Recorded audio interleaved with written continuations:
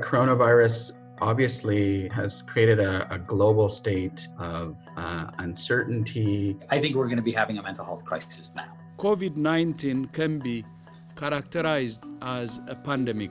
Normality, as it was before, will not come back full on until we get a vaccine for this. It's important to recognize both the immediate and the long-term impacts that this pandemic can have on people's mental health. There are different phases of mental health distress that one experiences at different points in a pandemic. The other differences that probably distinguish it from other disasters would be the level of self-isolation, physical distancing, travel restrictions. Hi, I'm Dr. Sanjeev Sokalingam. I'm a psychiatrist and vice president at the Center for Addiction and Mental Health.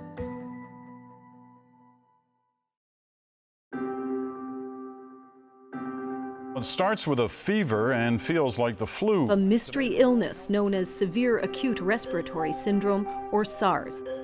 During SARS, we saw kind of initial rates of general psychological distress that exceeded amounts that we would normally expect, emergence of depression, anxiety early on.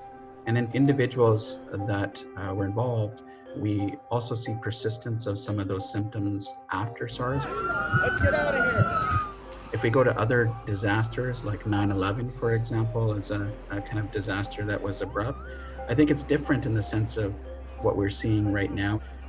Those who were closest to it, who had losses, who were involved as first responders were more likely to suffer post-traumatic stress disorder symptoms, depression, anxiety, and distress. And we do have studies that are, decades later that still show that there are some residual effects for some individuals. And I suspect that for many people, they're going to need support beyond COVID-19. Looking after your mental health is, of course, as important as taking care of your physical health. The most common things we're going to notice are going to be tied to anxiety and mood disorders. Hi, my name is Dr. Raymond Abdurrahman. I'm a clinical and consulting psychologist with an expert on anxiety and trauma. So here are my top tips on how to cope. Number one, and this is the biggest one of all, stay in contact with other people. The biggest thing that we are missing is contact with the people that we care about, our coworkers. A good old-fashioned phone call, being in touch with social media is number one.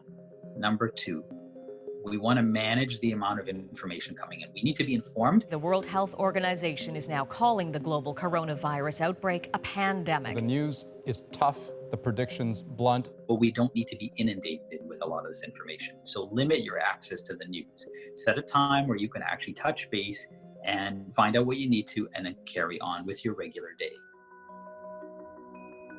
Number three, have a regular routine as close as possible.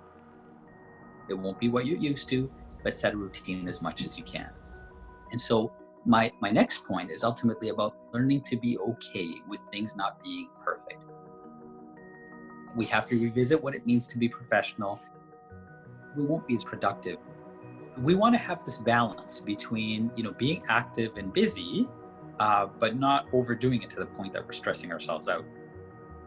Behind that need to be productive is this fear that somehow our sense of self-worth is tied to producing a lot. What matters most is that we get through this with a sound state of mind and a healthy state of well-being. We need to change our thoughts from the what if to the now what. That gives us some sense of control.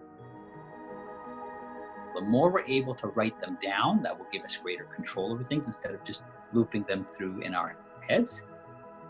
And if our anxiety gets to a physical level of panic, and that might be the case for many people, watch how we breathe. What we might not be realizing is our body might be prepping for an alarm system. Start to breathe from your nose in a calm and relaxed way. There's a lot of videos on YouTube on relaxed breathing. That's also a good way to stay calm.